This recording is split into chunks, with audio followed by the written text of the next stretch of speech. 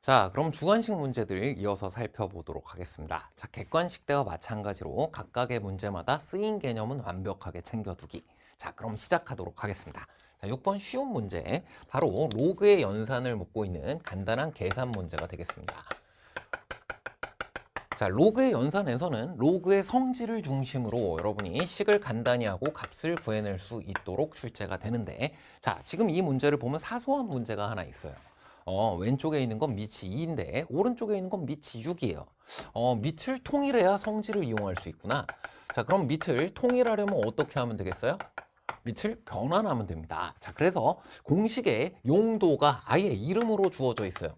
밑의 변환 공식. 자, 여기까지가 이 문제에 사용된 개념이다 라고 확인하시면 되겠고요. 자, 그럼 바로 문제풀이 하도록 하겠습니다. 자, 왼쪽에 있는 로그 2의 96이고요. 성질대로 이 녀석을 두 개로 분리해도 되고요. 성질대로 이 뒤에 있는 두 개를 합쳐도 되겠습니다. 자, 두 가지 모두 해보시면 되고요. 자, 우측에 있는 로그 6의 2의 역수, 바로 로그의 밑의 변환 공식대로 처리해 주게 되면 반대로 로그 2의 6의 역수가 됨을 확인할 수 있기 때문에 지금과 같이 간단하게 이제는 밑이 2로 똑같아지는 상태에서 어떻게 하면 되니? 합친다면 96 나누기 6이라고 하게 되고, 이걸 나누어서 처리하는 방법도 있다고 했습니다. 자, 96을 6으로 나눈 것이 16이기 때문에 마지막엔 결국 로그의 뜻을 물어보게 되네요. 자, 2의 몇 제곱이 16이니? 라는 질문에 대한 답인 겁니다. 2의 몇 제곱이 16이니? 라는 질문인 거니까 답해보세요. 4입니다. 자, 그래서 정답 4임을 얻을 수 있었고, 이 둘이 언제나 서로 바뀌어 표현될 수 있다. 자, 이것이 바로 각각의 개념에서 사실 계산 어쩌고보다 제일 중요한 건 정의였습니다. 자, 로그의 뜻, 그리고 거듭제곱근, 거듭제곱의 뜻, 그 각각의 것들에 대해서 정의대로 바꾸어 표현한다라는 것이 문제 어딘가에선 반드시 이용될 수밖에 없다. 그리고 이와 같은 성질들 때문에 언제나 바꾸어서 뒤집어서 표현할 수 있잖아요. 지수함수와 로그함수 서로 역함수 관계에 있고 y 콜 x에 대해서 대칭인 합동인 그래프로 나타나게 된다. 자, 이와 같은 내용도 빈출되는 내용이 되는 이유, 바로 개념 사이의 연결관계가 되겠습니다. 자, 각각의 정의에 대해서는 그 정의대로 바꾸어 표현해 본다. 앞으로 여러분이 모든 중요 개념들에 대해서 꼭 가져야 될 자세가 되겠고요. 자, 그럼 다음 문제 17번 문제 보도록 하겠습니다. 자, 도함수의 활용 파트에서 바로 여기에 주어져 있는 직선 무엇이 접할 때 거기 밑줄 긋겠습니다. 그래, 접선과 관계되어 있는, 접하는 직선이니까 개념을 공부한 바가 있어요. 바로 접선의 방정식입니다. 도함수의 활용 파트에서 공부했던 가장 기본적인 내용으로, 자, 이것을 그대로 이용하면 가장 기본적인 풀이를 할 수가 있게 됩니다. 뭔가 t, ft에서의 접선의 방정식을 직접 구해보고 그것이 y = 4x 플러스 5와 일치한다라고 두고 풀이할 수도 있어요. 자, 하지만 그렇게 풀이를 하면은 좀 계산이 많고 복잡할 것 같아. 자, 그래서 개념 간의 연결 관계입니다. 자, 앞에도 간단한 미분계수의 값을 구하라는 문제가 있었잖아요. 그 미분계수에 대해서, 도함수가 미분계수를 함수값으로 하는 함수니까 이 미분계수의 어떤 측면을 활용한 것이 접선의 방정식이지? 바로 미분계수의 기하적 의미입니다. 자, 이 또한 하나의 학습 목표고요. 이 또한 하나의 학습 목표이기 때문에 너를 이용해도, 그것의 원리를 이용해도 좋은 풀이가 가능하구나. 자, 접선의 방정식 어떻게 생겼나요? y 그래, 여기 f'(a) 그리고 x-a 플러스 fa 이렇게 생겨먹은 거야. 자, 그게 어떤 뜻이냐면 y fx라는 이런 함수가 있으면 a, fa라는 이 위에 한 점이 있겠지. 그리고 그 점에서의 접선을 내가 구하고자 한다면 지나는 한 점이 지금처럼 존재하고, 그리고 이 점에서의 접선의 기울기를 알 수 있다면 그럼 이 직선의 방정식을 구할 수 있잖아. 바로 그것이 식으로 나타나 있는 겁니다. 여기에 있는 지나는 한 점이 여기로 들어가는 거고요. 이 점에서의 이 접선의 기울기, 그것이 미분계수의 기하적 의미입니다. 접선의 기울기가 얼마니? 접선의 기울기가 f'a가 된다 해서 이 자리에 집어넣은 거예요. 자, 그래서 이것을 이용하면 문제풀이가 훨씬 간단하다고? 간단합니다. 지금 이 지점을 살펴보세요. 이 지점을 살펴보면 이 직선과 이 곡선이, 문제에 주어진 이 직선과 이 곡선이 함수값도 같고 기울기도 같잖아요. 오, 그러면 접선의 방정식을 직접 세팅하지 않는다고 하더라도 이미 접선이 지금 방정식으로 주어져 있으니까 저 지점에서 함수값이 같고 기울기도 같다. 자, 그럼 함수값이 같은 걸 먼저 구하는 게 좋을까요? 아니면 기울기가 같은 것을 먼저 구하는 게 좋을까요? 자, 함수값이 같은 것을 먼저 구하려고 하면 여기 주어져 있는 곡선에 K가 있기 때문에 바로 어떤 점인지 구해지지 않아요. 미분을 했을 때 식이 좀 간단해지기 때문에 기울기가 같다라는 것을 먼저 이용하면 되는구나. 자, 앞서 미분계수의 기하적 의미, 매우 중요한 개념이라고 했습니다. 당연히 그 부분을 먼저 이용했을 시에 좋은 풀이가 나오는 것은 당연하다. 자, 그래서 곡선, 미분해주면 그 점에서의 접선의 기울기를 구할 수 있다. 미분계수의 기하적 의미고요. y' 이퀄 4, 지금 앞으로 나오게 되면 8x 세제곱이고요. 빼기 4까지가 지금 미분한 것인데 이것이 곡선과 기울기가 같아, 직선과 기울기가 같아야 돼. 그럼 직선 입장에서의 기울기를 보게 되면 직선은 기울기가 언제나 똑같습니다. 4라고 똑같다 이거예요. 그럼 8x 세제곱 이퀄 8, x 세제곱 이퀄 1, 거듭제곱근 중 실수인 것이 홀수 제곱일 땐 한 개밖에 안 나오지 않니? 그게 바로 얼마야? 1입니다. 아, 이 곡선이 어떻게 생겼는지 모르겠는데 4차 함수니까 이렇게는 안 생겼을 거예요. 거기에서 기울기가 4인 점이 하나밖에 없다는 거야. 기울기가 4인 지점이 지금 x 이퀄 1인 하나의 점밖에 없다는 겁니다. 자, 그럼 x 이퀄 1일 때 기울기가 같대. 그럼 함수값도 x 이퀄 1일 때 같은데 그럼 x 이퀄 1일 때 이 곡선식을 그대로 집어넣어 주게 되면 1, 2 빼기 4 더하기 k가 나와요. 그치, 계수의 총합이라고 했어. 계산 또한 편한 게 주어졌어. 자, 직선에다가 1을 집어넣어 보게 되면 직선은 1,9를 지나게 돼 있어요. 그 기울기가 같은 한 개의 점밖에 없는데 그 점이 함수값 또한 같아야 된단 말이지. 안 그러면 접점이 생기질 않아. K의 값이 구해졌습니다. 마이너스 2 넘겨주면 11이 되었어요. 정답 구할 수 있었고요. 자, 이것이 무엇을 이용한 것이다? 도함수의 활용 중 가장 대표적인 접선의 방정식인데 그 접선의 방정식의 사실 기본 원리에 해당하는 거다. 하나의 직선의 방정식을 지나는 한 점 및 기울기를 통해서 지금과 같이 구하는 과정이었고 그것을 살짝 뒤집어서 기울기가 같아지도록 하는 순간을 먼저 구하고 그것으로 지나는 한 점을 만들어낸 것에 불과하다. 자, 그럼 다음 18번 문제로 가보도록 하겠습니다. 자, 2차 방정식을 소재로 한 수열의 합을 묻고 있는 문제고요. 자, 첫 번째 일단 부개념입니다. 2차 방정식이라는 소재에 어떻게 우리가 접근하면 될까? 자, 이 시험지 안에 너무나도 수차례 계속 출제되고 있는 내용이기 때문에 자, 이쯤 되면 뭐 고의적이라고 볼 수밖에 없어요.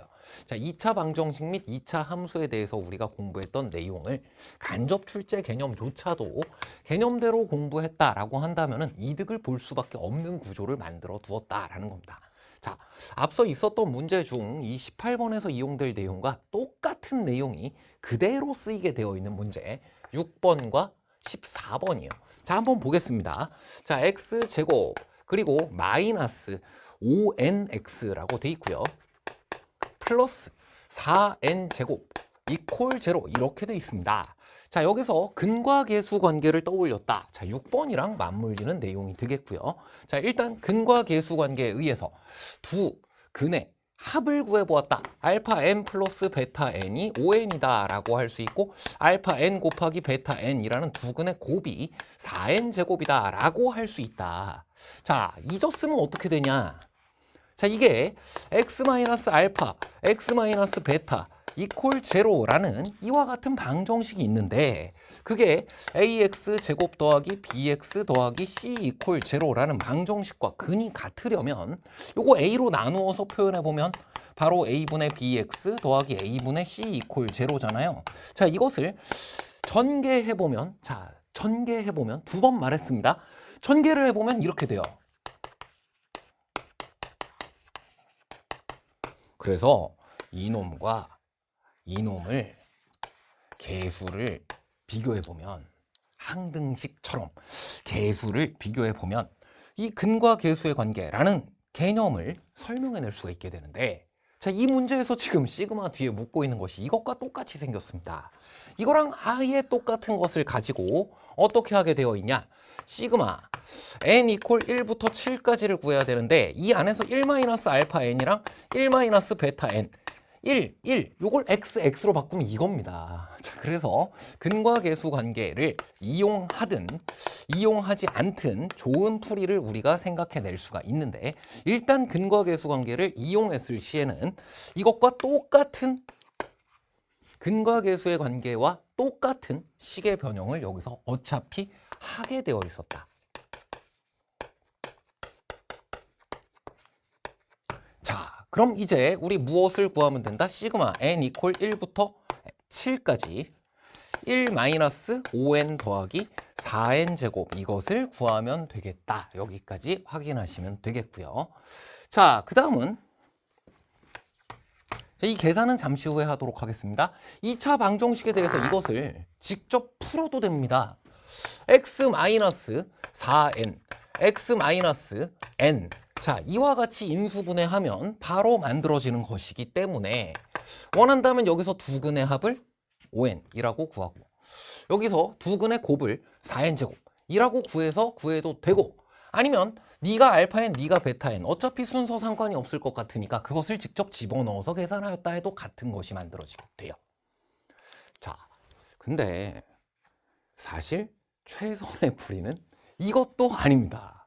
최선의 풀이는요, 여기까지를 우리가 이해하고 있으면 만들어지게 되어 있는 것이 있어요. 자, 일단 여기까지 정리할게요. 자, 이것을 근과 개수 관계대로 한다라는 것은 6번에서도 동일하게 2와 3이라는 두 개의 근을 구해볼 수 있도록 2차 방정식을 풀이하면서 충분히 떠올릴 수 있는 내용이었고 그리고 그것이 식의 형태로까지 반복이 되어 있었다. 자, 또한 이것을 직접 인수분해해서 식을 통해 두 근을 구하고 그것을 각각 대입해서 동일한 풀이를 한다라고 하더라도 14번 문제에서 기억, 니은, 디귿 풀이하는 데 있어서 그 2차 식이 x축과 만나는 점이 필요해요. 자, 그때는 이와 똑같은 인수분해를 할 수 있게 되어 있더라. 14번 문제를 다시 한번 확인해 보면 정말 모두 패밀리로 손잡고 총출총해서 나온 것이구나 라고 확인하게 됩니다. 자, 그럼 이제 최선의 풀이는 뭐냐?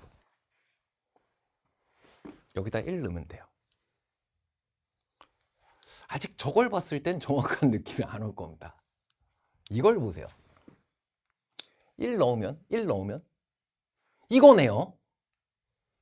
그래서 너에다가 1 넣으면 여기에 그냥 1 넣은 것과 같은 겁니다. 그래서 최선의 풀이는 시그마 n 이퀄 1부터 7까지에서 주어진 2차 방정식에 있는 2차 함수에다가 1을 대입하면 1-5n 더하기 4n 제곱 이었다. 개수 비교와 함께 우리가 항등식에서 공부했던 것은 수치 대입입니다. 자, 어느 쪽으로 생각했든 괜찮고요. 이와 같이 부개념으로 쓰이는 2차 방정식에 대한 내용까지도 그 개념을 빠짐없이 공부했을 때 우리에게 유리한 풀이들을 모두 안배해 두었다. 까지만 확인하시면 되겠습니다. 자, 그럼 이제 나머지는 시그마에 대해서 보도록 하겠습니다. 주 개념이에요. 시그마에 대해서 뭘 배웠니? 시그마 처음 나온 기호입니다. 수원책에 처음으로 등장한 기호? 그래요. 로그도 있고요. 시그마도 있고요. 자, 이런 처음 등장한 기호들 수트로 따지면은 리미트도 있고요. 프라임도 있고요. 인테그랄도 있습니다. 자, 그와 같은 처음 나온 기호들은 모두 다 뜻과 성질이 가장 중요하고요. 그것을 묻는 문제가 반드시 출제됩니다. 자, 시그마의 뜻 무엇이니? 합의 기호입니다. 수열의 합이라는 중단원에 있는 내용이고요. 자, 이것을 7개를 다 집어넣어서 구하는 방법 생각할 수 있고, 아니, 할 수 있습니다. 자, 그 다음 두 번째, 성질. 이것을 다 집어넣는 것보다는 얘네를 하나하나 분리해서 구하면 되겠구나.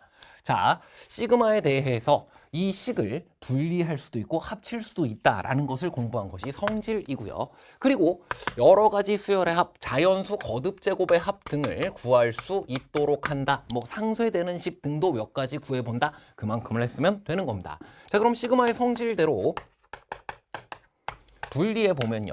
5, 실수배도 앞으로 꺼낼 수 있다라는 게 시그마의 성질이야. 4, 시그마 n 이퀄 1부터 7까지 n 제곱이에요. 내가 이 부분을 공부한 것이 기억이 난다면 어떻게 하면 되니?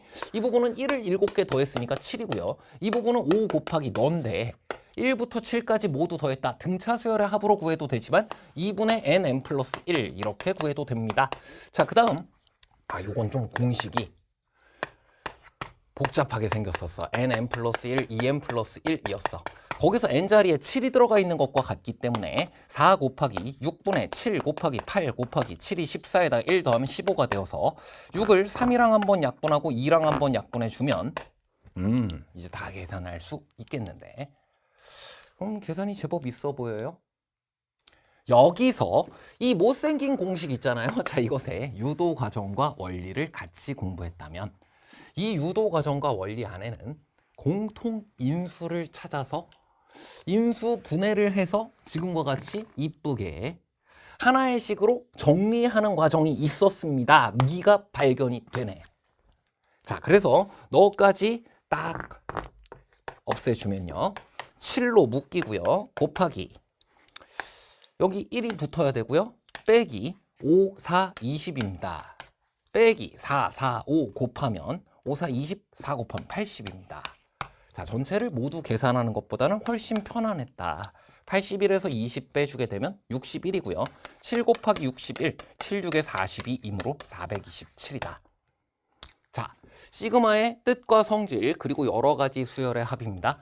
딱 거기까지 우리가 공부하도록 되어 있는 학습 목표 안에 있는 내용을 충실히 공부하고 익히고 걔네들이 우선순위로 출제된다. 다시 한번 체크하셨으면 되고요.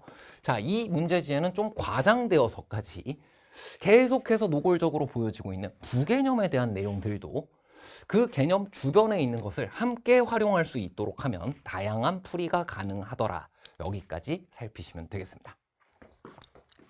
자, 그럼 다음은 19-1번 문제 보도록 하겠습니다. 자, 19번이면 19번이지 19-1번이 뭐냐? 자, 이 시험지에 있는 문제는 아니고요. 하지만 이 시험지에 있는 19번 문제와 실상 같은 문제입니다. 자, 19번 문제를 보고 만약 그것이 속도, 가속도, 이동거리 등 수직선 위를 움직이는 점의 운동에 대한 문제다라고 해서 일단 지레 겁부터 먹었다거나 약간 익숙치 않기 때문에 거부 반응 먼저 들었던 친구 있으면 이 문제를 좀 먼저 확인해 보시길 바랍니다. 이 문제도 어려운가? 이 문제도 풀이하지 못하는 것인가? 자, 아니라고 한다면 이 속도, 가속도, 이동거리 파트에 대해서 자, 이것을 단 하나의 키워드, 5자의 키워드를 가지고 다시 복습해 보실 필요가 있어요. 자, 11호에서 했던 이야기 그대로입니다. 속도, 가속도, 이동거리는 5자로 줄이면 미분과 적분이다. 이거 운동 아니라고 생각해도 돼요. 이거 물리 아닙니다. 자, 이거 F 이퀄 MA 뭐 이런 거 하라는 거 아니고요. 실질적으로 우리가 공부했던 미분과 적분에 대해 도함수 및 정적분을 활용하는 것이기 때문에 자, 실상은 이렇다는 거예요. 어떤 위치라는 녀석이 함수로 있을 거 아니야. 그 녀석을 t로 미분을 하면은 시각에 따라 위치가 어떻게 변하는지 그 변화율을 구할 수 있어요. 그걸 속도라고 하는 겁니다. 이걸 한 번 더 미분하면 시각에 따른 속도의 변화율을 구할 수 있으니까 가속도가 나오는 거고 하여튼 이 밑으로 가는 게 미분이라는 거예요. 문제 위치 함수가 주어지면 미분을 통해 속도 또 미분을 통해 가속도를 순차적으로 구할 수 있다라는 개념인 거지. 자, 근데 이 문제엔 뭐가 주어져 있어요? 속도가 주어져 있습니다. 그리고 뭐가 필요해요? 결국에는 위치가 필요해요. 그래서 그건 적분 문제가 되는 겁니다. 미분에서 이거 되는 함수잖아요. 그래서 이 문제에 주어져 있는 V1t라고 되어 있는 거, V2t라고 되어 있는 거 다 주어져 있잖아요. 그것이 사실은 x1t라는 위치함수, x2t라는 위치함수의 도함수인 거라고요. 그러면 내가 이게 있는 상태로 이걸 구하고 싶다. 그럼 어떻게 하면 돼? 부정적분하면 되지. 자, 부정적분을 통해 위치함수를 언제든 구해낼 수 있을 뿐만 아니라 그 부정적분에서 이 위치가 얼마나 변했는지 변화량 등을 정적분으로 구할 수 있기 때문에 이것으로 위치 변화량 또는 이동거리 등도 구할 수 있다. 그것이 이 개념의 전부인 겁니다. 그래서 이 문제에 주어진 내용들을 지금과 같이 함수로 바꾸어 표현해 보면, 자, 원점을 출발하였다 밑줄 긋는 거예요. 그게 첫 번째 녀석인 x1이라는 녀석의 초기 위치입니다. 시각이 0일 때 0에 있다, 원점에 있다 이 얘기고요. x2 0 또한 0이다 라고 표현해도 되고 지금은 f로 표현을 해본 거예요. 자, 그 다음 그것으로부터 우리가 뭘 구해야 하냐? 결국은 ft, gt 위치 함수를 구해야 되는 거예요. 왜? 마지막에 뭐라고 되어 있으니까? 한 번만 만날 때라고 되어 있습니다. 거기 밑줄 긋고요. 두 물체가 서로 만난다는 거 무슨 뜻이지? 이게 같다는 뜻이야? 이게 같다는 뜻이야? 속도가 같으면 만났다고 얘기하지 않습니다. 너 지금 시속 100km니? 나도 100km니까 우리 만났네? 그게 아니지. 위치가 같아야 되는 거예요. 그래서 얘네 둘이 같아지는 순간이 출발한 후에 한 번밖에 없다. 아, 얘네 둘이 같아지는 순간이 출발한 후니까 t가 양수다 이렇게 표현해 주면 되는 거고, 그게 실근이 하나밖에 없다 라고 해석하면 되는 거다. 자, 그럼 이게 과연 어려운 문제인지 보겠습니다. 이 문제를 풀이하면 쉽잖아요. 자, f'이 주어진 상태로 f를 구해야 돼요. g'이 주어진 상태로 g를 구해야 돼요. 그래서 이게 주어진 상태로 이걸 구하라면 적분이라는 겁니다. 자, 부정적분의 뜻이 떠오르고요. 왜? f'을 아는 상태로 f를 구해야 되니까. g'을 아는 상태로 g를 구해야 되니까. 즉 v를 아는 상태로 xt를 구해야 되니까 부정적분의 뜻을 떠올리면 된다는 겁니다. 자, 그래서 이것 가지고 ft를 구해보면 ft라는 녀석은 뭐 미분하면 너 되니? 라고 해도 되고, 적분 공식을 이용해서 n 플러스 1분의 1이라고 해도 괜찮습니다. 지금 t세제곱 미분하면 나오는 거 바로 보이기 때문에 지금과 같이 처리해주고 적분상수 C1이 붙으면 돼요. 자, 그 다음 GT 또한 이거 X2T라고 해도 됩니다. 마이너스 T 세제곱 플러스 2분의 9T 제곱 플러스 C2라고 쓰면 되고요. 자, 원점을 출발했다고 했기 때문에 너 제로인 거야. 너 제로인 거야. 그래서 우리 둘이 모두 제로라고 해주면 되는 거야. 자, 그럼 그 다음은 방정식 가지고 ft 이퀄 gt라고 했으니까 지금 구해진 것대로 t 세제곱 마이너스 2분의 15t 제곱 더하기 kt 이퀄 마이너스 t 세제곱 더하기 2분의 9t 제곱, 이것의 양의 실근이 한 개다라고 말하면 되는 거예요. 근데 이 상태로 그대로 하기에는 조금 어려운데, 그래도 이 방정식의 활용에 대해서 공부했던 개념을 떠올려 보면 길이 있습니다. 방정식의 활용, 도함수의 활용에서 공부했던 녀석이고요. 3차 함수 등의 그래프를 이제 그릴 수 있기 때문에 그린 다음에 y 콜 k, y 콜 k 등의 어떤 직선과의 교점을 찾아서 그 교점의 x좌표가 방정식의 실근이 된다는 것을 이용했던 거야. 지금처럼 출발한 후, 그래서 양수 범위에서 한 번만 만나야 된다라는 것을 이와 같은 그래프에서 x좌표가 양수인 교점이 한 개가 생기게 된다라고 해주면 되는 겁니다. 자, 그렇게 하려면 지금처럼 3차 함수 두 개를 비교하는 것보다 한쪽은 상수 혹은 최소 직선이 되는 것이 좋겠네. 우리 둘 모아서 왼쪽으로 3차 함수를 모두 정리해 보도록 하겠습니다. 자, 마이너스 2분의 9 더해주면 2분의 24이기 때문에 마이너스 12t 제곱 이렇게 되고요. kt라는 녀석은 우변으로 이렇게 넘겨주는 것이 좋을 것 같아요. k는 모르는 녀석 양수의 값이잖아. 그럼 이건 기울기가 음수인 직선으로 표현되게 되고, 자, 빠르게 이 녀석 그래프 그려보면 t제곱으로 묶이기 때문에 원점에서 접하는 이런 3차 함수의 그래프가 나오고, 그것을 기울기 양수인 직선과 만나게 하는 것은, 그래요, 이거 한 번 만나게 하는 거 쉬운데 k가 지금 양수라고 했으니까 음수 기울기를 가진 직선으로 구해야 되니까 요것밖에 없겠네. 이건 많은데 요거 하나밖에 없는 겁니다. 그래서 이 접하는 순간을 구해도 되고요. 자, 그 뒤는 이렇게 구해도 되고 아니면 이 시험지에 있었던 2차 함수에 대한 힌트가 계속 있었잖아요. 아, 그러고 보니까 우리 t 이퀄 제로 같은 것은 별로 관심이 없어. 왜? 제로, 원점을 출발했다고 했으니까 그건 근인 거 알잖아. 그러니까 여기에서 그래, t가 0이 아닌 경우라고 생각하고 양변에 있었던 것을 t로 나누어 보자. 그럼 t세제곱은 t제곱이 되고 t제곱은 t가 됩니다. 우변에 있었던 마이너스 kt는 마이너스 k가 됐어요. 아, 보다 간편해졌네요. 그리고 2차 함수의 그래프와 이제는 y 이퀄 마이너스 k 이 둘이 만나는 점을 조사하면 되기 때문에 보다 우리가 개념적으로 공부했었던 방정식에 활용해서 했던 보다 익숙한 기본 형태가 되었습니다. 자, 2차 함수의 그래프가 앞에 12번 등 계속 잔뜩 그려져 있고 그리고 자꾸 나오고 하면서 그때부터 사실 이 2차 함수의 그래프는 대칭이 된다라는 거 2t제곱 빼기 12t라고 하면 2t로 묶어주면 나머지 하나의 근이 6이잖아요. 그걸 양수 범위만 그리면 이렇게 그려지는데 대칭이잖아. 그래서 이 3, 집어넣어서 구해주면 마이너스 18이 됩니다. 자, 이 마이너스 k라는 것이 아까 음수라고 했기 때문에 양수 범위에서 이렇게 한 번만 만나는 것은 아쉽게도 탈락이에요. 그래, 그럼 음수 마이너스 k를 왔다 갔다 하다 보면 한 번만 만나는 거 언제 있니? 그래, 대칭 지점이라든지 꼭지점이라든지 이와 같은 부분을 언제고 한 번쯤은 물을 줄 알았어. 네가 마이너스 18이 되어야 되니까 k의 값은 18이다. 정답.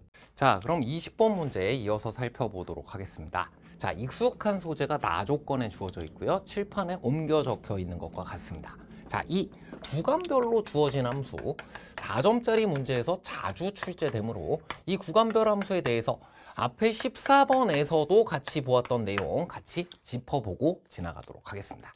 자, 이 문제에선 뭐 연속이다, 미분 가능하다 이런 표현은 없었지만 자, 14번 문제에서는 미분 가능에 대한 조건이 붙어 있었잖아요. 자, 그럴 때 어떻게 하는 거였지? 그래, 이 지점이 사실 중요 지점이 되는데 그 이유가 설명해보면 별거 아니라 그랬어. 이 구간은 음수 범위 연속이고 미분 가능하잖아요. 3차 함수를 평행 이동한 것 뿐이니까. 자, 양수 범위도 마찬가지입니다. 그래서 연속성 혹은 미분 가능성 등의 문제가 생길 수 있는 후보 지점이 바로 이 분기되는 지점, 바로 이 구간이 나뉘는 지점이다. 그래서 x 이퀄 제로라는 부분이 중요한 후보 지점, 이 문제를 접근해 나가는 데 있어서 가장 크리티컬한 지점이 된다. 자, 그 다음은 이 문제에 대해서 또 무엇을 우리가 발견할 수 있냐? 여기에서는 구간별로 주어졌을 뿐만 아니라 기하적인 아이디어를 떠올릴 수밖에 없는 문제 표현이네요. 뭐예요? 평행이동입니다. 자, 이것은 기하적으로 우리가 이 문제를 접근해 갔을 때 어떤 의미가 발생할 수 있음을 우리가 확인할 수가 있는 내용이 되겠습니다. 아, 그 둘이 잘 서로 연결된다면 이를테면 이걸 이렇게 평행이동시키고 이걸 이렇게 평행이동시켜. 그래가지고 그 둘이 우연찮게도 딱 맞아떨어져가지고 연속이 된다 혹은 미분 가능성 이런 부분을 묻고 있지 않을까 하고 봤더니 웬걸 맞아요. 자, 가조건을 보면 자, 미분 가능이라는 말이 따로 주어져 있지는 않지만 미분 가능의 정의가 무엇인가요? 지금 해설 강의 내내 각 개념의 정의를 강조하고 있습니다.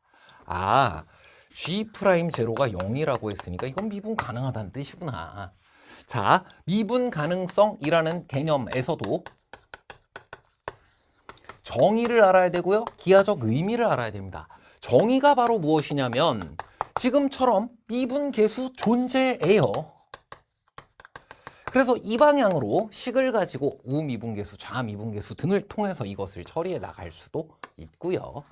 아니면 미분 가능의 기하적 의미 또한 중요하므로 이것을 통해서 처리해도 되겠습니다. 매끄럽게 이어진다는 뜻이야.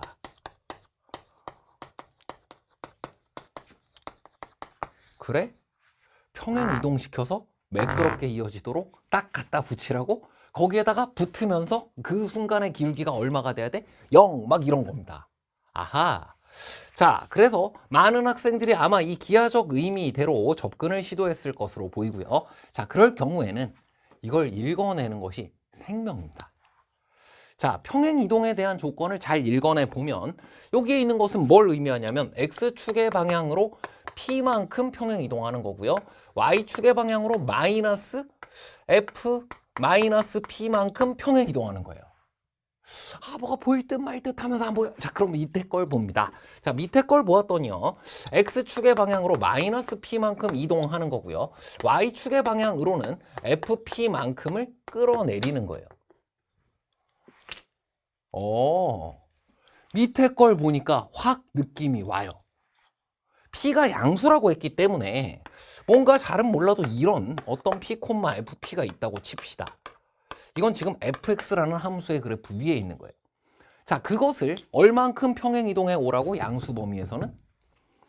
이 뒤가 뭐 어떻게 그려졌든지 간에 이걸 P만큼 돌아오고 그리고 FP만큼 돌아오라는 거예요. 딱 그만큼이네. 너만큼 돌아오고 너만큼 돌아오니까 이 점이 여기로 와 있게 된다고. 아, P, FP 이후의 그림을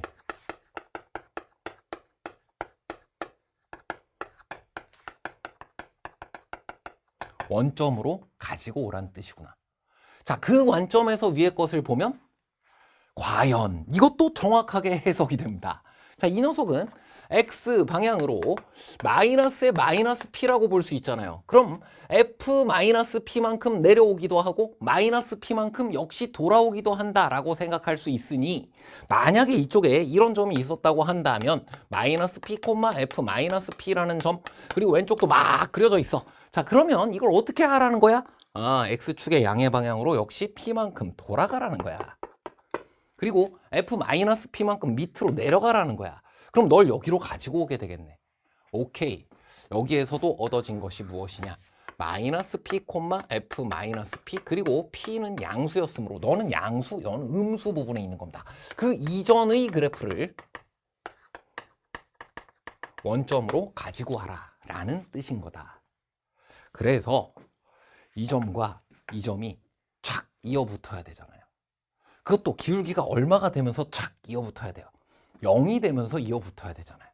그래서 P에서도 마이너스 P에서도 각각 프라임이 제로인 상태여야 했고 3차 함수의 그래프에서 프라임이 제로인 지점이 두 개가 나타나려면 이렇게 극대값과 극소값을 모두 가지는 상황이어야 하고 이렇게 x 이퀄 P에서 x 이퀄 마이너스 P에서 각각 극소 극대값을 가져야 하는 상황이었다.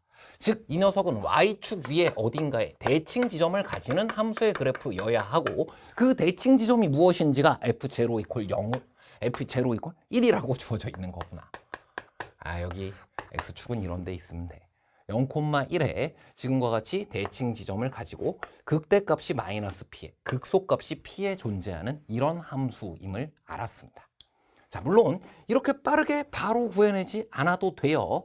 우리 이 함수의 그래프의 개형 어떻게 그리도록 되어 있는 것이 도함수를 기준으로 그리도록 되어 있는 것이 가장 중요한 기본 개념이었기 때문에 그냥 F'부터 시작해도 됩니다. 그리고 이 시험지 전체의 의도가 그러하고요. 최고창의 개수가 1인 3차 함수를 미분했으니까 3x 제곱으로 시작하는 2차 함수잖아. 자, 모든 문제에서 2차 함수에 대해서 이것을 보라고 되어 있습니다. P에서 그리고 마이너스 P에서 제로가 되는 F'P도 제로, F'P도 제로가 되는 2차 함수를 생각하면 Y축에 대하여 대칭일 수밖에 없으므로 앞선 여러 문제에서 살폈어요. 이와 같이 만들어지는 걸 확인할 수 있고 사실 이렇게 하게 되었을 시에는 F'X라는 녀석이 3의 X-P, X 플러스 P 그래서 최선의 풀이 중 하나인 부정적분을 통한 풀이까지도 바로 할 수가 있게 된다.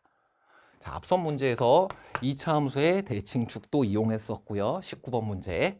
그리고 앞선 문제에서 바로 그 2차 함수 대칭축을 이용하기 이전에 우리가 살폈던 내용이 무엇인가요? 그렇지. 부정적분이었어. 부정적분이었어. 자, 그래서 3x제곱을 부정적분해서 x 세제곱이 되도록 하면 되고요.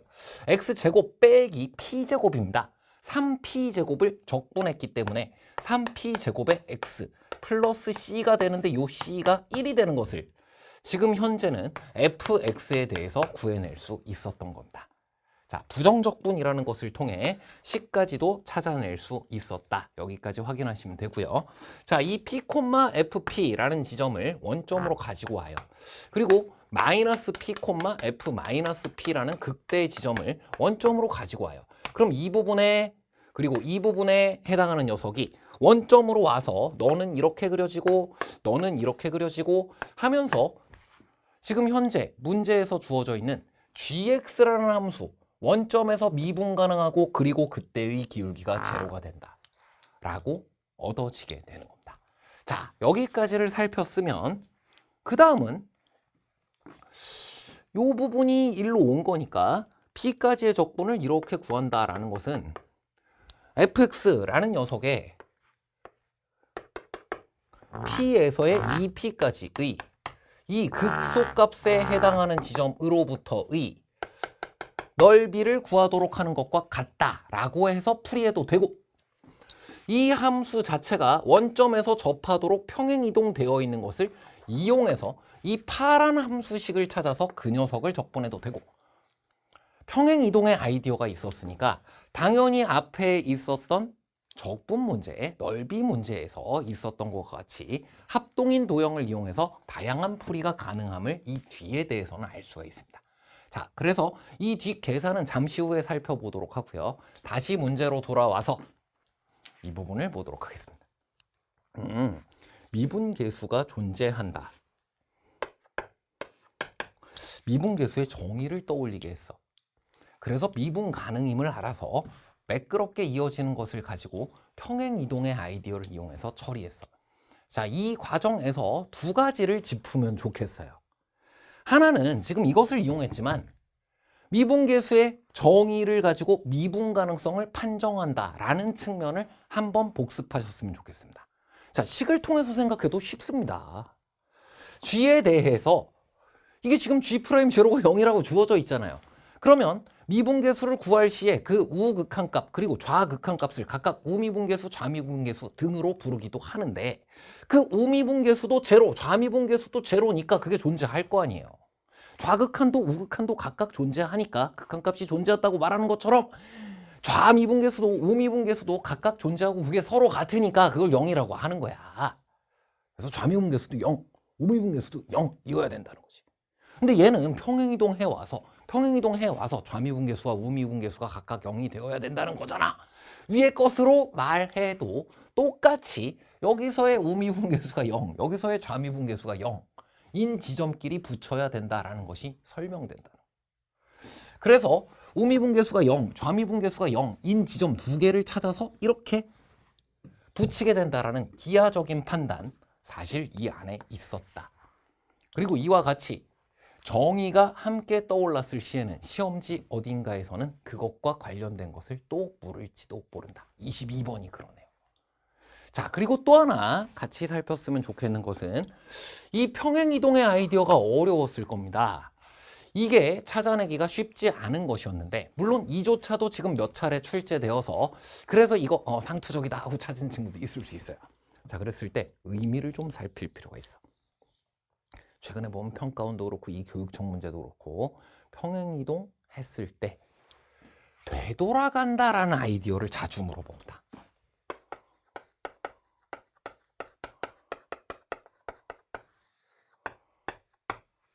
자, 이것을 자주 묻는다까지만 이것만 기억해도 큰 소득이고요.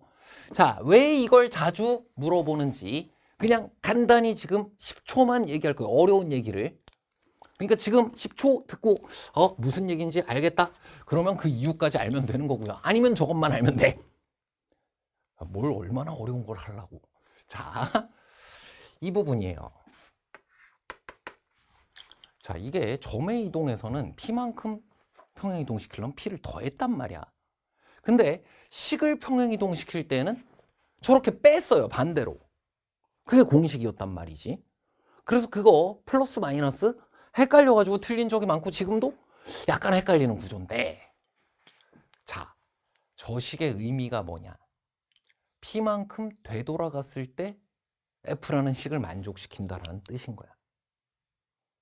다시 만약에 F 0 이퀄 0이라고 할게요. F에 P를 넣어야 0이 되는 거지. 그래서 P만큼 되돌아가서 원래 식을 만족시키니까 그건 P만큼 우측에 있는 그래프라는 거야. 자, 그런 의미를 원래 가지고 있기 때문에 되돌아간다라는 의미가 자주 함께 출제된다. 자, 이것을 같이 떠올릴 수 있는 것만으로도 실제 시험장에서 큰 도움이 된다. 여기까지 보시면 되고요. 자, 평행이동의 아이디어에서는 되돌아간다라는 아이디어를 자주 물어본다까지를 짚었어. 자, 그럼 이제 마지막 계산만 하도록 하겠습니다. 자, 이 부분에 대해 자, 여기를 구해도 되고 여기를 구해도 된다고 했어요. 자, 뭘 할까요? 둘 다 하겠습니다. 자, 일단 이 함수식을 찾았으니까 이 우측에 있는 이 넓이를 구해보도록 할게요. 그러려면 이 극소값을 구해야 되겠네. 극소값은 지금 FP이니까 이 점의 좌표를 B, FP라고 한다면 P를 집어넣어서 구하면 돼요.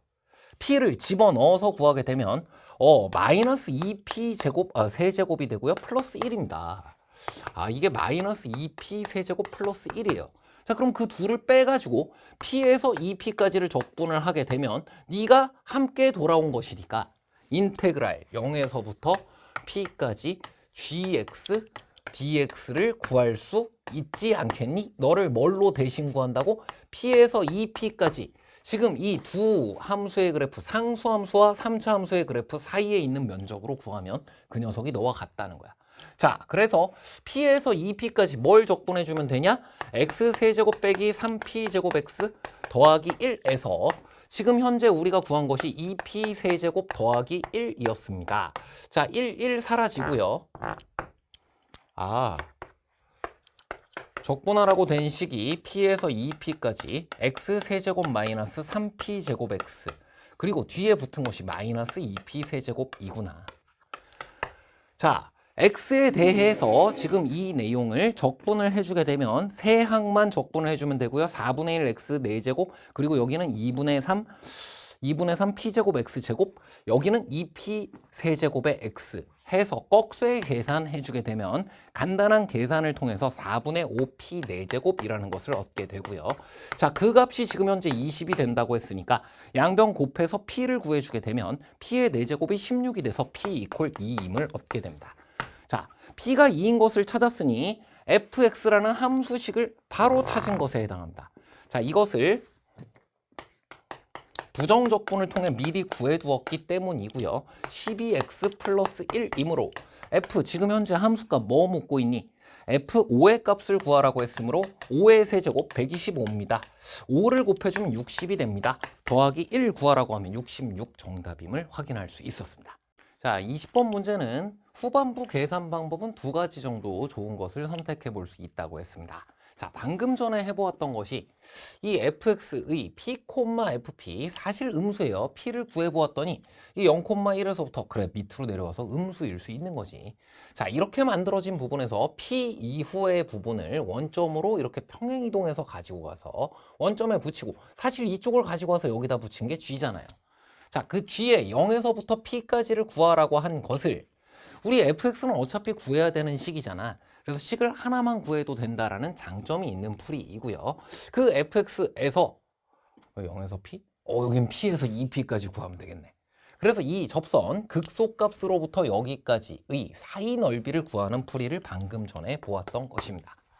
자, 그런데 이것을 gx로 이렇게 가지고 온 녀석 그 부분의 넓이를 그대로 구하는 것도 또 괜찮은 부분이 있는 풀이가 되겠어요. 자, 그래서 이 부분도 같이 한번 보도록 하겠습니다. 자, 지금 이 빨간 함수는 무엇이냐? f냐? 아니에요. f를 평행 이동한 거예요. g냐? 그럼 g도 아니에요. g는 여기가 이렇게 생긴 겁니다. 여기에 있는 이 녀석은 지금 함수식 상태에서는 아랫줄에 있었던 양수 범위로 표현되어 있던 것을 왼쪽 부분까지 같이 그린 함수에 해당하는 것이구나. 바로 이거예요. 아랫줄 함수를 구해보면 이렇게 된다는 거야. 자, 이건 역시 여기서 극대값과 극소값 사이에 간격이 P, P, 2P였던 것을 이용해 주면 여기 극소값이 0자리로 지금 와가지고 원점에 접하게 되었으니까 극대값은 -2P에 있다라는 것을 어렵지 않게 찾을 수 있겠지. 자, 그 다음 이 X축과 만나는 지점을 구해보면 -3P가 되기 때문에 원점에서 접하기 때문에 X제곱이 인수로 들어가서 그래서 인수 정리대로 식을 설정하게 되면 적분 계산이 편하다라는 장점이 또 있게 됩니다. 자, 여기서 계산을 해봐도 4분의 5p 내제곱 똑같이 구해지기 때문에 p의 값이 2가 되는 것을 확인할 수 있고요. 자, 계산에 대한 부분은 어느 쪽이든 여러분이 편한 쪽으로 계산했으면 된다. 첫 번째고요. 두 번째로는 반대쪽 풀이도 한 번 정도는 생각해 보면 좋겠다. 왜? 특히나 적분에 대해서는 앞선 적분에 의해서 넓이 구하라는 문제도 그랬고 여기에서도 그랬고 방법이 다양해요. 그래서 그 합동인 도형을 평행이동, 대칭이동 시켜가면서 같은 넓이를 찾아 이용하도록 하는 습관을 들인다. 자, 그렇게 되면 이런 20번 문제처럼 평행이동을 강하게 문제에서 암시하고 있었던 문제, 강하게 그 문제 풀이에 이 평행이동이 이용될 수밖에 없는 문제에서 이게 넓이 등의 기하적 상황을 다양한 방법으로 유연하게 구하는 데 도움이 될 수 있고요. 특히나 지금 이 21번만 해도 또 평행이동하도록 돼 있는 거잖아요. 아, 이런 부분에서도 같이 무엇인가를 평행이동해가지고 유연한 사고를 통해 문제를 접근해 나가는데 도움이 되겠구나. 자, 그럼 21번 유연하게 접근해 보도록 하겠습니다. 자, 일단 지수 로그 함수가 두 개가 나왔기 때문에 둘 사이의 관계를 생각하게 되고요. 밑이 동일하다면 얘는 역함수야. 그래가지고 완전 합동인데 아쉽게도 지금 여기 2가 붙어 있어서 정확히 합동은 아닙니다. 그러나 저 2를 빼면요. 합동이라는 거야. 자, 일단 요 놈을 평행이동을 그냥 해 놓도록 하겠습니다. y 이퀄 로그 a의 x까지만 일단 그려볼게요. 자, 그 다음 y 이퀄 a의 x제곱까지만 일단 그려볼게요. 자, 그럼 너도 1,0에 너도 0,1에 이렇게 만날 거 아니니. 근데 이게 로그 a의 x가 아니라 y 이퀄 로그 a의 x의 2배더라 이거야. 근데 지수 로그 함수 자체가 이게 지수 함수가 일정한 비율로 이루어져 있는 함수이기 때문에 자꾸 비율이라는 걸 떠올리게 하잖아요.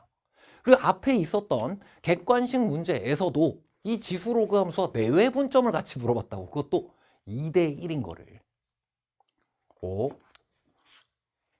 얘랑 얘 사이는 지금 뭐 이렇게 그려졌지만 모든 함수 값이 다 2배가 되는 관계인 거야? 맞습니다. 자, 그래서 이 부분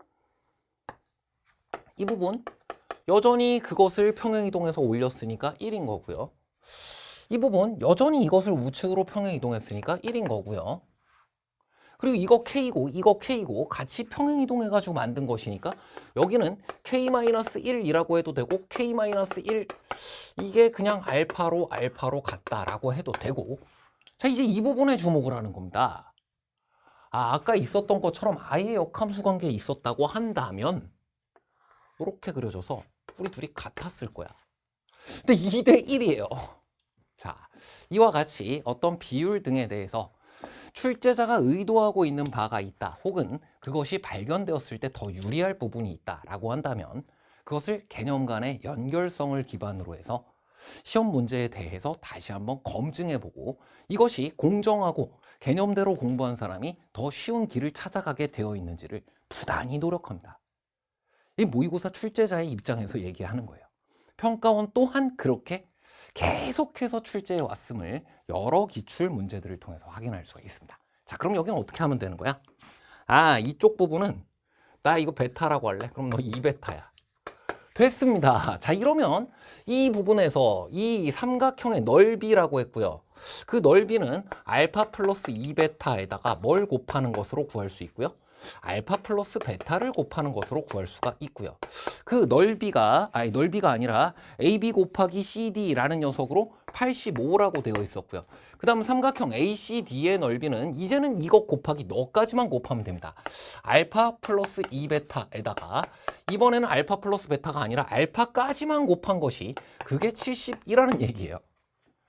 자, 우리가 모르는 식이 두 개가 있고, 문자가 두 개가 있고 식이 두 개가 있으니까 이 방정식은 어떤 방식으로든 여러분이 풀이할 수 있겠습니다만, 자, 지금처럼 무엇인가가 주어졌을 때 공통 부분이 왕창 있으면 지금처럼 바로 비교해 보는 것이 제일 기본이고요. 아, 이 녀석은 나누어 버렸을 때 알파분의 알파 플러스 베타가 되어서 이거 0 아니라는 보장 있나요? 70이잖아요. 그리고 길이이기 때문에 양수일 수밖에 없습니다. 아, 알파 분의 알파 플러스 베타라고 구해진 것이 얼마가 되는구나. 70분의 85가 되는구나. 자, 나머지 계산은 알파분의 알파를 1로 꺼낸 다음에 지금과 같이 알파분의 베타의 값을 찾아서 베타로 정리한 것으로 먼저 계산을 보여줬고요. 자, 알파로 정리해 보는 것도 좋습니다. 아래에 있었던 식 알파 플러스 2베타 곱하기 알파였기 때문에 베타를 알파로 바꾸어 보아도 편한 풀이가 가능하겠네요. 자, 좌우지간 지금은 베타가 2분의 3이라는 양수값으로 구해진다. 그것을 통해서 알파를 구해보면 7이 된다라고 계산했고요. 자, 알파로 정리해서 알파가 7인 걸 먼저 구해도 베타가 2분의 3이라고 구해지게 됩니다. 자, 그럼 문제에서 구하라고 했던 K와 알파 사이의 관계는 이와 같았기 때문에 K의 값은 구해진 거네요. K는 알파 플러스 1이기 때문에 8입니다. 자, 그럼 이제 A만 구하면 되는데, 자, 이 A는 어디서 나오게 되냐? 지금 우리가 구한 이 베타라는 거 혹은 2베타라는 것이 무엇인지를 확인해 보면 됩니다.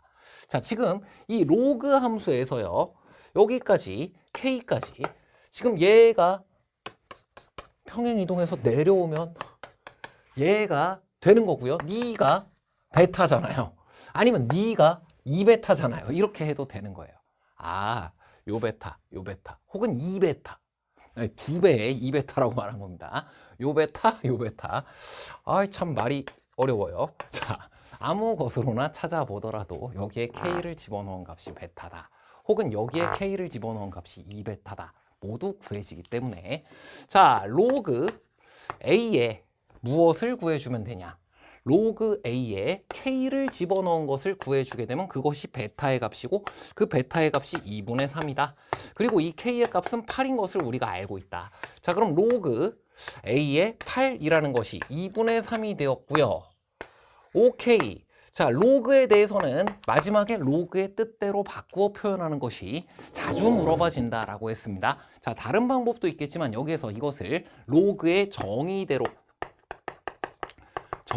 바꾸어 표현한다라는 것을 자꾸 생각하세요.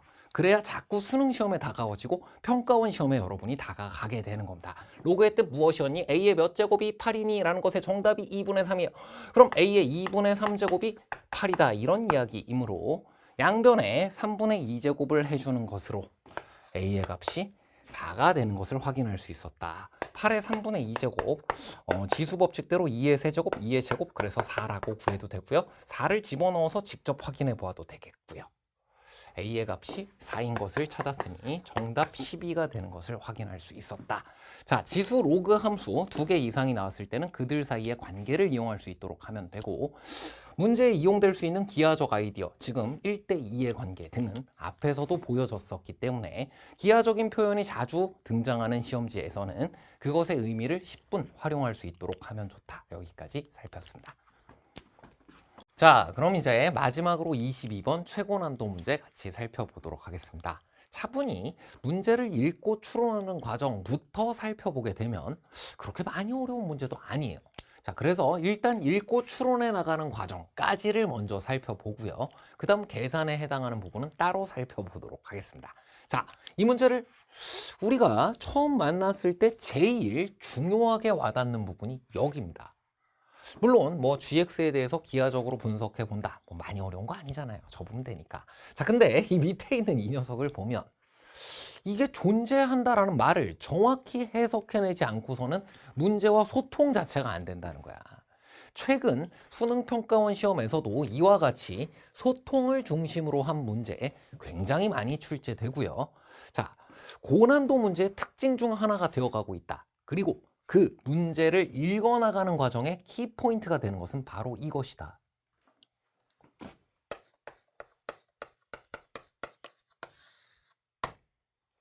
자, 얘를 보고요. 존재한다라고 소통을 해야 되는데 그러면 이게 뭔지를 알아야 될 거 아니에요. 자, 그걸 우리가 공부한 개념으로 정확히 말할 수 있다고? 정확히 말할 수 있습니다. 자, 너의 이름은 뭐예요? 하고 떠오르는 것이 두 단어가 있으면 돼요. 자, 일단 떠올라야 하는 것은 바로 무엇의 값이 존재한다까지도 보면 딱 떠올라야 하는 것은 너의 이름은 일단 극한값입니다. 미분계수꼴 아닌가요? 미분계수도 특정한 꼴의 극한값이에요. 이것에 포함되는 개념인 거야. 그리고 심지어 이것은 아예 미분계수의 정의와 똑같지는 않아. 절대값이 붙어 있잖아. 그래서 여기서 떠올라야 하는 개념적인 키워드는 하나가 극한값이었고요. 또 하나는 미분계수인데, 자, 이것은 딱 그것이 아니라 이렇게 살짝 다른 것이기 때문에 주의해서 살펴야 한다. 하지만 어느 순간 이 미분계수라는 것의 의미가 활약을 할 순간은 있을 것이다. 자, 이렇게 접근을 해야 되고요. 지금처럼 딱 미분계수 꼴은 아니면서도 그와 비슷한 극한값으로서의 해석이 필요했던 문제, 팔로워에서도 26번 및 26-1, 2, 3, 4번 등 거기는 뭐 분자의 쪽에 이게 절대값이 막 붙어있고 그랬었나요? 자, 거기서 이게 존재한다, 안 한다. 그것을 내가 공부한 개념대로 추론해 나간다. 이게 이 문제의 전부였던 겁니다. 자, 그럼 이 극한값이라는 의미대로 한번 보도록 하겠습니다. 자, 이게 K에 가까워지는데 극한의 뜻부터 생각해 볼게요. K가 아니면서 K에 한없이 가까워져. K보다 좀 클 수도 있고 작을 수도 있지 않나? 절대값은 경우가 분류가 되는 건데 이게 양수일 때에는 그대로 나오고 음수일 때는 마이너스 부호가 붙어서 나와야 되는데 K가 아닌 것은 K보다 큰 것과 작은 것으로 나눌 수 있었지. 좌극한과 우극한의 뜻입니다. 자, 그래서 이 경우에는 x-k분의 gx 빼기 gk라고 해서 미분계수 꼴과 똑같아졌는데 약간 바뀌었어요. 미분계수 구할 때의 우극한이야. 이런 걸 뭐라고 부르지? 우미분계수 등으로 부르기도 했었다. 아, 그것이구나. 이것의 우극한은. 자, 그 다음 좌극한을 보도록 할게요. 마이너스에 x-k가 붙기 때문에 자, 이 녀석 또한 미분계수의 정의꼴이 마이너스를 빼고 나면은 미분계수의 정의꼴이 되었는데 이젠 또 좌극한이에요. 자, 그래서 이런 것을 좌미분계수라고 부르기도 했었다. 근데 거기에 마이너스가 붙어버렸어요. 아, 이것은 둘 다 x 이퀄 k에서의 함수 gx의 우미분계수고요. 너는 좌미분계수에 마이너스 부호를 붙인 것이다. 이 둘이 같아져야 이 극한값은 존재하는 거예요. 미분계수가 존재하는 것과 사실 의미가 거의 반대가 되어버립니다.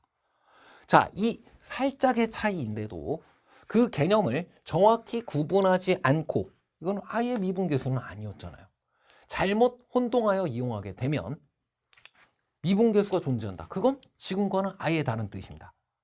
20번 문제에서 살폈던 것처럼 미분계수가 존재한다라고 생각을 한다면 좌미 우미가 같은 순간을 찾았겠지. 지금은 좌미 우미가 다 반대 부호가 되면서 같아야 되는 것을 찾게 되더라 이거예요. 자, 여기까지의 소통이 이 문제의 절반 이상을 차지하고요. 자, 그렇다면 이 둘이 같아지는 순간은 어떻게 되냐? 이제 이 미분계수라는 꼴이 그리고 미분가능이라는 개념이 이제 활약을 하게 되는 겁니다. 자, 이거 4차 함수를 뭐 평행이동해가지고 4차 함수를 평행이동해가지고 이렇게 꺾어 올린 것이니까 지금처럼 미분 불가점도 몇 개 있을 수 있고요. 미분 가능한 점들이 대부분일 텐데 그래, 그 대부분인 미분 가능시를 생각해보자. 미분 가능의 정의가 무엇이다? 앞서 14번에서도 20번에서도 그것을 각각의 중요한 내용에 대해서는 개념에 대해서는 정의부터 살피라고 했어. 이거 미분계수 존재입니다. 미분계수 존재. 이것 또한 하나의 극한값이기 때문에 그것을 구해나갈 때의 평균 변화율의 좌극한과 우극한이 같다. 그것을 뭐라고 말하니? 좌미, 우미가 서로 같다라고도 말할 수 있지. 잠깐만. 미분 가능할 때는 얘랑 얘가 같다고? 같은 상태로 이렇게 부호가 반대일 수 있나? 이게 양수면 네가 음수니까 안 될 거 아니야. 네가 음수면 네가 양수니까 안 될 거 아니야. 0일 때는 되겠구나. 야, 이걸 롤의 정리의 증명 유도 과정이랑 똑같습니다. 0보다 커도 안 되고 0보다 작아도 안 돼요. 0 이상, 0 이하니까 0일 수밖에 없어요. 네가 양수면 네가 음수라서 안 되고 네가 음수면 네가 양수라서 안 돼요. 그럼 양수도 음수도 아니면 뭐만 되냐? 미분 가능 시에는 이 G 프라임이 제로인 경우만 가능하다.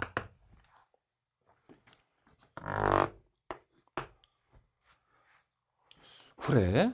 이게 존재하도록 하는 서로 다른 실수 K의 개수를 구하라 그랬는데 G 프라임이 제로가 되도록 하는 실수 K들 된다 이거야. 자, 근데 그것만을 살피게 되면 가조건을 보면은 후보 지점 자체가 말이 안 맞아요. 그 개수가 어느 순간엔 5개 나온다는 뜻인데 이거 아무리 뒤집어봤자 미분 가능한 부분에서 프라임이 제로가 되는 지점은 최대 3개밖에 없잖아. 4차 함수 미분하면 3차 함수니까 극대 극소가 되는 최대 값의 개수가 3개니까 그 뒤집고 꺾고 어쩌고 해봤자 이건 3개밖에 안 되잖아. 미분 가능하지 않을 시도 생각을 해야 되는구나.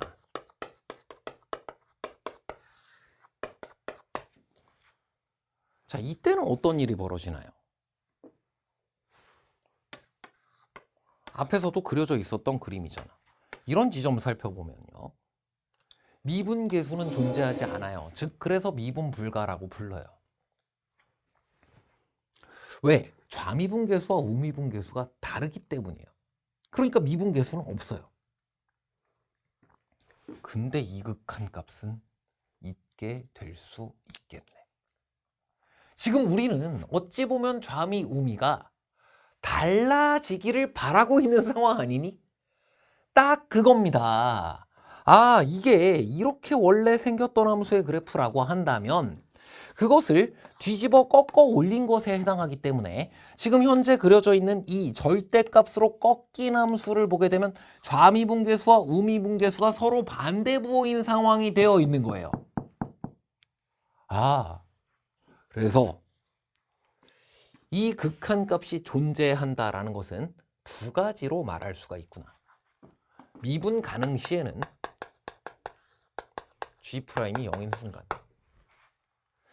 미분 불가 일시에는 그건 자동으로 다 만족되게 돼 있어. 어디를 어떻게 꺾었다고 하더라도, 어디를 어떻게 꺾었다고 하더라도, 어디를 어떻게 꺾었다고 하더라도 이 문제에 대칭이동, 평행이동의 아이디어가 계속 주어져 있기 때문에 뒤집었어. 반대가 됐어. 오케이. 미분 불가점은 지금 현재 꺾인 점들 모두 가능하다. 그래서 이러한 지점이 5개 생길 수 있도록 하는 것을 찾으면 된다. 이런 지점이 가능하다라는 거예요. 자, 그럼 이제 가조건을 통해서 이 h의 값이 5가 되는 순간이 있다라는 것을 통해 fx의 그래프의 개형을 어느 정도까지는 추측을 할 수가 있게 됩니다. 자, 이런 부분에서 후보 지점을 축소시켜 나가며 앞서 추론해 나가는 과정을 습관화하라고 했던 거 다 도움이 되게 되는 겁니다. 4차 함수가 만약에 그 값을 하나만 가지는 상황이라고 한다면 뭐 프라임이 0이 되는 순간이 잠시 있다고 하더라도 그 지점에서 증가 감소가 바뀌진 않아서 지금처럼 그 값이 하나밖에 없는 상황이라고 한다면 자, G를 살펴보았을 때요. 어차피 이걸 뒤집고 어쩌고 하는 거잖아요. 어차피 이걸 뒤집고 어쩌고 하는 거잖아요. 그게 프라임이 0이 될 수 있는 후보 지점은 2개 이하입니다.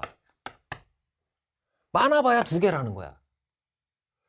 자, 그리고 꺾어냈을 때에도 여길 꺾거나 여길 꺾거나 했을 때 꺾이는 지점이 두 개가 생겨요. 여길 꺾어도 두 개 생기고요. 이런 데 꺾게 되면은 사실 미분 불가점 하나밖에 안 생기는데 겹치게 되는데 그런 거 다 차치하고 꺾이게 되는 지점에 대한 후보 지점도 이거 많아봐야 두 개예요. 그 둘을 합해봐야 네 개예요. 그래서 이런 상태에서는 fx를 어떻게 접어 g를 만든다고 하더라도 h의 값이 절대 5가 나올 수가 없다. 후보 지점을 축소시켜가며 연역적으로 추론한다. 수능시험 평가 출제 매뉴얼에 평가원 출제 매뉴얼에 수능 출제 매뉴얼에 연역적 추론이라고 적혀 있는 부분인 겁니다. 후보 지점을 지금과 같이 축소시켜 나가며 이와 같은 상황이 일어나게 될 녀석들의 후보를 찾을 것. 왜? 우리 4대 정리에 의해서 추론해 나가는 과정이 모두 이와 같기 때문입니다. 약간은 불편해요. 적어도 이 사이에 하나 이상 존재. 적어도 이 사이에 하나 이상 존재. 적어도 이 사이에 하나 이상 존재. 그럼 뭐 2개 이상이야. 3개 이상이야. 이 짓을 맨날 하고 있게 돼요. 하지만 그것으로 그 개념에 의한 추론으로 우리가 수능 시험 최고난도 문제를 추론해낼 수 있다면 그걸 연습해야 되는 거지.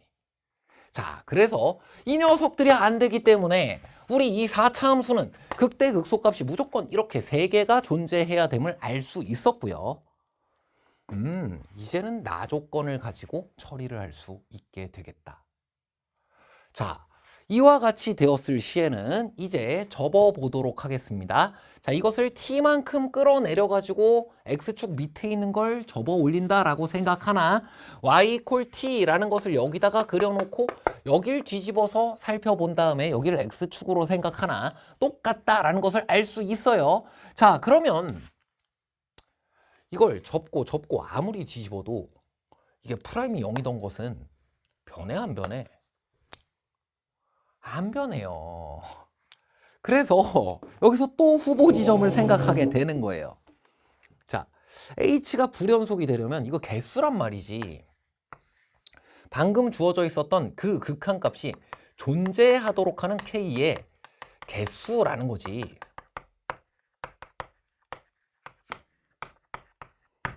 자, 그렇다면 이것은 그때마다 정수값을 갖는 함수이니까 그게 바뀌면 불연속이 되잖아. 그럼 그 불연속 지점이 되려면 자, 이 존재하도록 하는 k의 개수, 존재하도록 하는 이라는 게 뭐라고 했어요?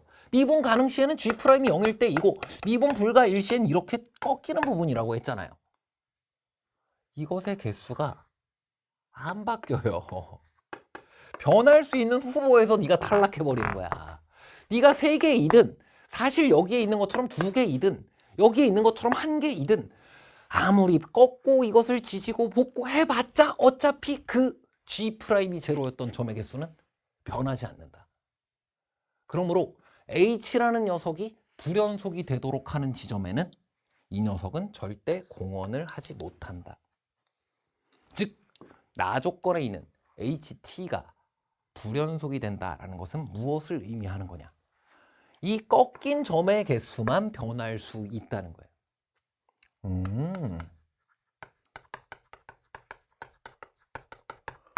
그래? 그러면 지금처럼 그려지면 벌써 탈락이네? 꺾인 점이 없잖아, t가 여기 있으면. 그러다가 이제 2개가 생기잖아. 무연속 지점 1개. 지금 2개가 꺾인 지점이었는데 여기가 꺾이면 4개가 꺾이잖아.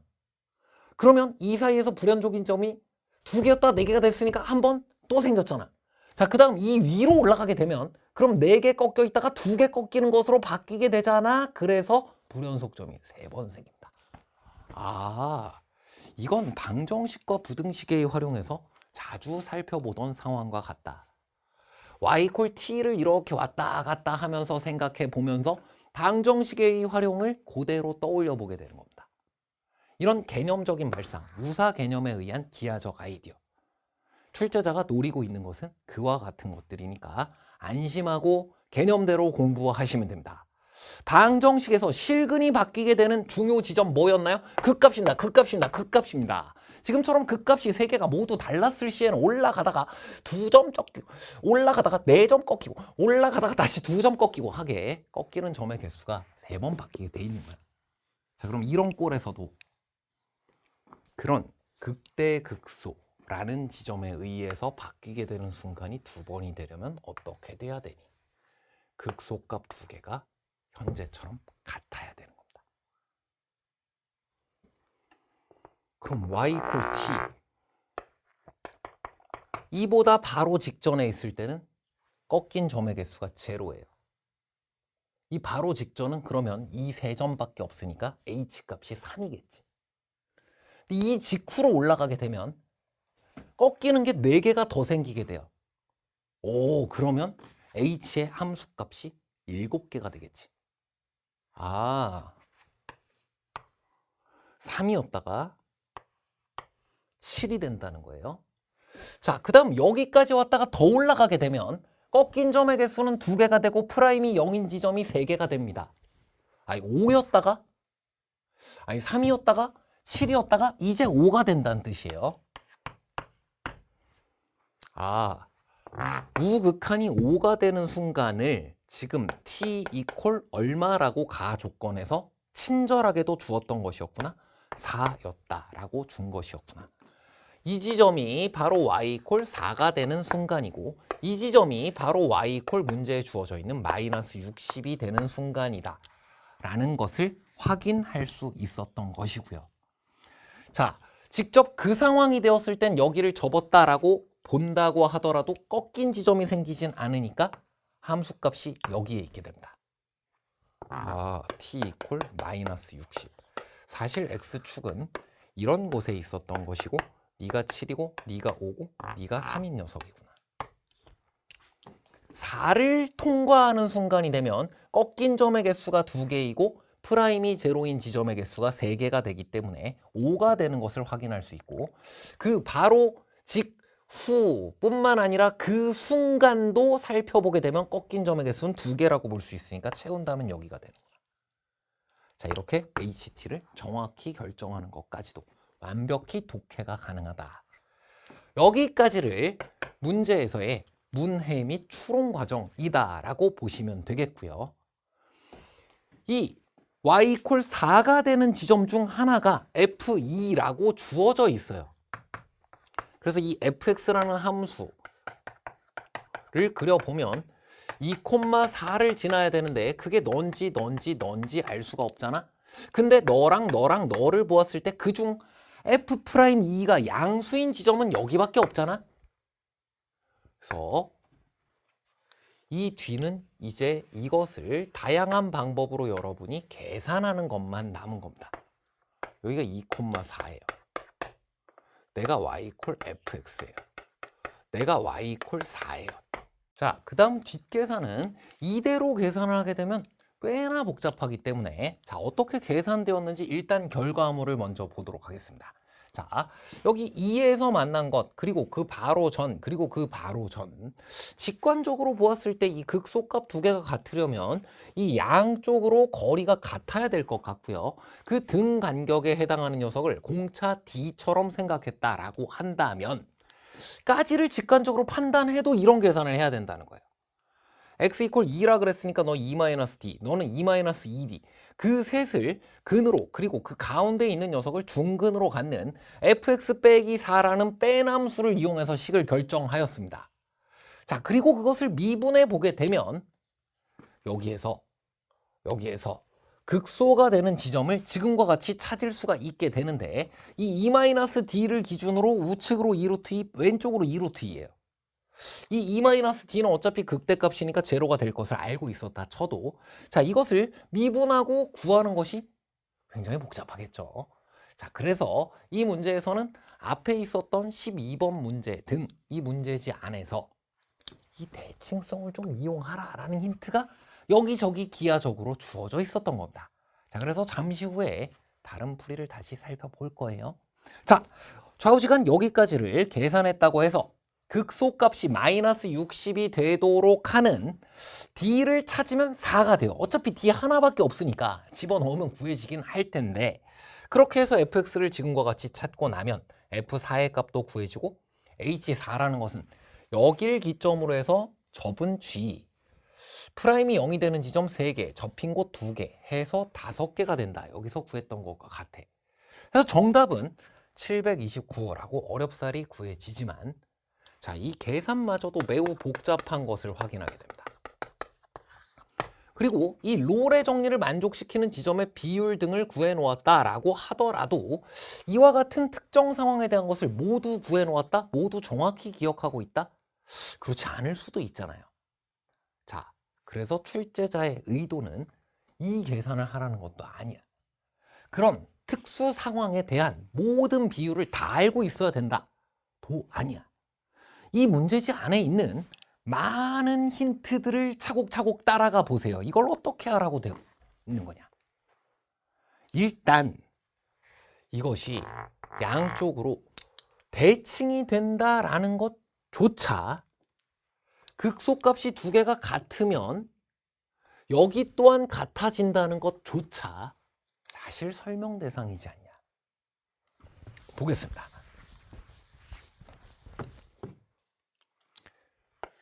어떤 함수가 있는데 지금처럼 x축에 2번 접하는 4차 함수라고 해봐. 아무 것이나. 그걸 평행이동시키다 보면 y = 4랑 접하든 y = 60이랑 접하든 다 만들어 볼 수가 있겠지? 자, 이것을 알파, 이것을 베타라고 한다면 대칭이 된다라는 것을 내가 설명하고 싶어. 그럼 이걸 어떻게 해야 되냐면 이 사이의 간격을 원하는 어떠한 문자로 나타낸 후 이것을 원점으로 평행 이동해 오는 거야. 지금은 대칭성을 따지는 것이 목적이기 때문에 지금과 같이 여기 2분의 p를 남겨두고 여기 2분의 p를 남겨두고 가지고 온 거예요. 대칭인지 아닌지를 정확히 설명할 수 있니? 있어. 그것을 20번, 21번에서 평행 이동으로 힌트로 주고 있다는 이야기예요. 자, 이 식을 한번 세팅해 보겠습니다. y = 최고차항의 개수 그냥 1로 잡을게요. x-2분의 p의 제곱, x 플러스 2분의 p의 제곱이기 때문에 자, 지수법칙에 의해 제곱을 나중에 계산해도 되기 때문에 x제곱 빼기 2분의 p의 제곱이 들어가고 그것의 전체의 제곱이 됨을 알았다. 짝수차밖에 없기 때문에 y축에 대하여 완벽히 대칭이 된다. 그렇기 때문에 우리는 이것을 평행 이동시킨 것으로 너와 너가 등 간격이 됨을 밝힐 수 있었다. 약간 직관적으로 살폈었잖아요. 자, 이게 다가 아니라는 거야. 이것을 평행이동을 통해서 살펴보았다라고 한다면 이곳에서 만약 내가 이것을 정확히 계산하기 위한 비율이라든지 이 높이차 64 등을 어떻게 다룰지가 바로 생각이 나지 않더라도 언제든 여러분이 이와 같은 것을 해볼 수 있다는 거예요. 여기가 중근이면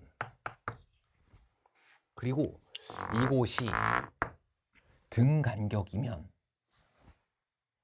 그럼 이 극소값이 만들어지는 지점은 어디가 되니? 라는 것을 여기에 있었던 가운데 지점을 가지고 오는 거예요. 이 등 간격이 되는 것 또한 가지고 와야 설명이 됐던 거잖아. 그래서 평행 이동을 해서 여기로 가지고 와서 이 함수식을 찾아보게 되면 너는 y = 최고차항의 개수 1이라고 했고요. 너 아직 모르니까 d야. 너 0이야. 너 마이너스 d야. x제곱에 x 마이너스 d, x 플러스 d입니다. 자, 이것을 계산해 보게 되면 x제곱에 x제곱 빼기 d제곱이 되기 때문에 x 4제곱 빼기 d제곱 x제곱이 됩니다.